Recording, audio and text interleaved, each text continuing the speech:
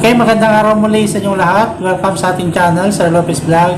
Sa araw na ito, bibigyan natin ng kasagutan yung ating sinagawang mockboard examination dito sa subject na Introduction to Criminology. Okay, so let's start for question number 1. Pedro stole the property of Juan.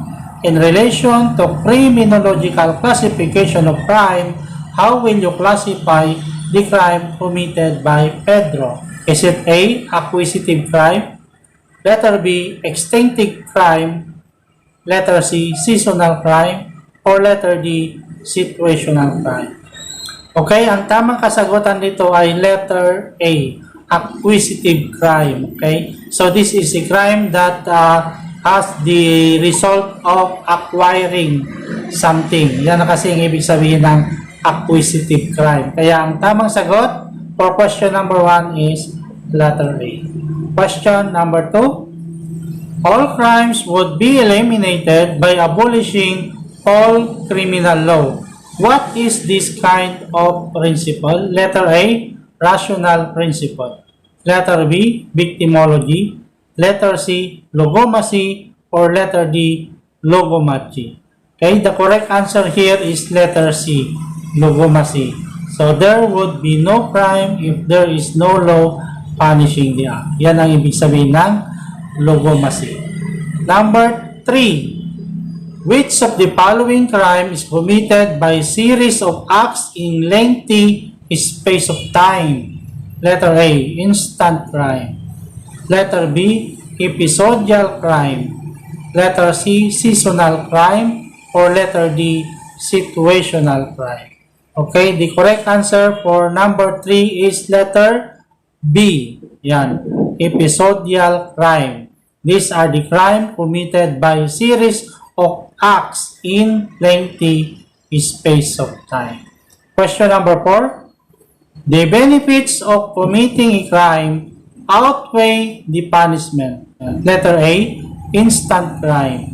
Letter B, episodial crime. Letter C, rational crime. Or letter D, irrational crime. The correct answer for number 4 is letter C, rational crime. Okay? Kapag sinabi nating rational, the person know what is right and what is wrong. So, kung gumagawa ng krimen yung isang tao, tinitimbang niya sa kanyang sarili kung mas mabuti ba ang magiging resulta kung gumawa siya ng krimen kumpara sa magiging punishment para sa kanya. Okay? Rational crime ang tawag natin dito. Question number 5. Money laundering, plunder, and syndicated estafa are examples of this crime which involve the use of the profession of the accused. Letter A, rational crime. Letter B, blue-collar crime. Letter C, irrational crime. Or letter D, white-collar crime. So, the correct answer here is letter D. Okay? For question number 5, the correct answer is letter D. So, this kind of crime is committed by a professional criminals or those criminals with a high degree of learning. Question number 6. What crime is committed by merely duplicating those done by others? Letter A, blue-collar crime. Letter B, irrational crime. Letter C, crimes by imitation. Or letter D, crimes by passion. The correct answer for number 6 is letter C. Okay. Next, question number 7. Crimes committed every now and then. Letter A, service crimes. Letter B, traditional crime. Letter C, irrational crime. Or letter D, crimes by passion. The correct answer for number 7 is letter B, traditional crime. Number 8. What crime committed by taking advantage of an abnormal situation? Letter A, crimes due to social change. Letter B, irrational crime. Letter C, emergency crime.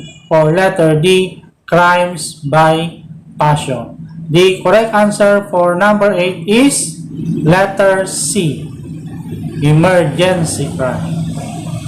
Question number 9. Crime where there is no intended private victim. Letter A, victimless crime. Letter B, index crime. Letter C, crimes due to social change. Or letter D, emergency crime. So the correct answer is letter A, victimless crime. Okay? There is no intended private victim. But does not mean to say na walang biktima dito sa victimless crime. Meron. And that is the public offended party. At ito yung ating gobyerno. Yan. So they are what we call public offended party. Yung private offended party kasi these are the individual victim. Okay? So sa victimless crime, it refers only to private offended party. Question number 10.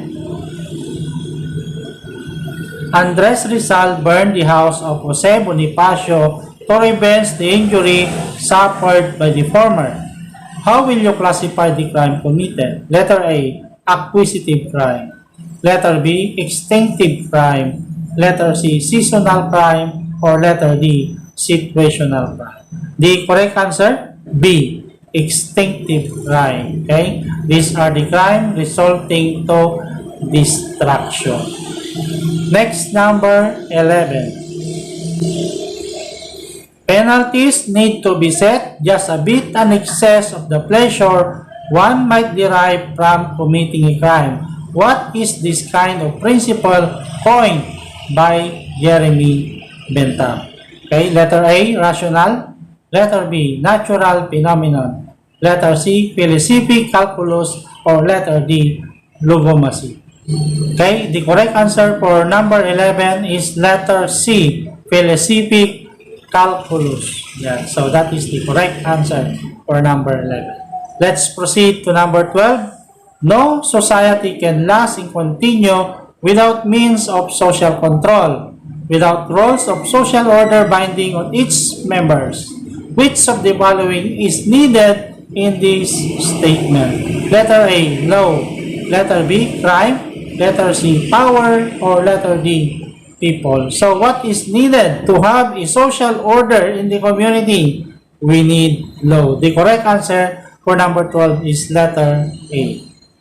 Question number 13. Connotes the system of thought which consists of an integrated theory of crime, causation, and policies of control. Letter A, theory of crime. Letter B, school of criminology. Letter C, principle of criminology. Or letter D, criminological dogma. The correct answer for number 13 is letter B. Yan, letter B, school of thought. Okay? Kapag sinabi natin kasing school of thought, ito yung pinagsama-samang opinion or ideas ng mga eksperto sa larangan ng criminology.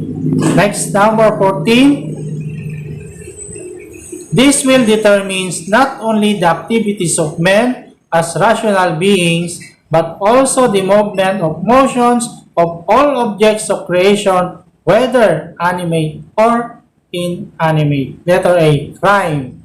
Letter B, criminals. Letter C, victims. Or letter D, law. The correct answer for number 14 is letter D, law. Okay? So this is another sociological definition of the word law. Next, number 15. Crime cannot be treated and checked by the imposition of punishment. This statement is based in what theory? A, classical theory. B, neo-classical theory. Letter C, positive theory. Or letter D, negative theory. Okay, for number 15, the correct answer is letter C, positive theory. Crime cannot be checked by the imposition of punishment, but we can check a crime through the imposition of reformation and rehabilitation. This is the teaching of the positive theory. Question number 16. Which of the following is the most essential part of the definition of crime? Letter A, penal sanction. Letter B, deterrence. Letter C, reward. Or letter D, victim. Okay, so the most essential part to define the crime is penal sanction. Letter A, or sometimes we call it punishment. Without punishment, there would be no criminal law, and at the same time, there is no crime because there is no more law to punish. Yeah. So, kailangan talaga dito yung punishment or what we call penal sanction. Next, 17. An act that is injurious, detrimental, or harmful to the norms of the society. Letter A, custom. Letter B, tradition. Letter C, crime. Or letter D, law. So take note the word harmful or detrimental to the society. The correct answer here is letter C, crime. Okay. Next, number 18. Punishment should be based on the act, not the actor. Which of the following describe this principle? A, positive theory. Letter B, classical theory. Letter C, pre-classical theory. Or letter D, neo-classical theory. The correct answer for number 18 is letter B, classical theory. Nakapokus kasi ang classical theory sa krimen, hindi sa taong gumawa nito. Okay? Kapag positive theory naman, nakapokus ang punishment or reformation to the person, not the crime. So, ito kasi yung pagkakaiba ng dalawa. Okay? So, for number 18, I repeat, the correct answer is letter B, classical theory.